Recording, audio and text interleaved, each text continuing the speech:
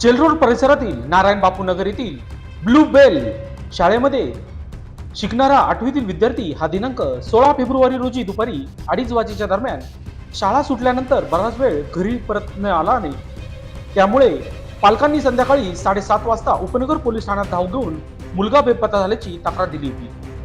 उपनगर पोलीस ठाण्याचे वरिष्ठ पोलीस निरीक्षक जितेंद्र सपकाळे, पोलीस निरीक्षक बाबासाहेब दुकळे यांनी घटनेचे गांभीर्य लक्षात घेत तात्काळ तपासाची चक्रे वेगाने फिरवली. दिनांक 16 फेब्रुवारी रोजी रात्री 9 वाजेच्या दरम्यान जेलरोड परिसरातील बेपत्ता झालेल्या मुलांना शोधण्यात पोलिसांना यश मिळाले. यामुळे परिसरातील नागरिकांनी पोलिसांचे आभार मानले. पोलिसांनी परिसरातील शाळा, शॉपिंग सेंटर व नातेवाईक यांच्याकडे चौकशी केली, मात्र सदरील बेपत्ता झालेला मुलगा मिळून आला नाही. शेवटी बेपत्ता मुलाच्या मित्राकडे चौकशी केल्यानंतर मुलाचा पत्ता शोधण्यास पोलिसांना यश मिळाले. पवारवाडी परिसरातील एका कॉम्प्लेक्स जवळ बेपत्ता झालेला मुलगा असल्याची माहिती पोलिसांना मिळाली. पोलिसांनी तातडीने तेथे धाव घेऊन मुलाला सुखरूपपणे ताब्यात घेतले.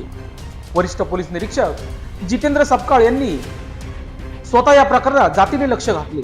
त्यांनी जेलरोड परिसरातील भागाची पाहणी केली, तसेच इतर आपल्या सहकार्याने देखील कामाला लावले.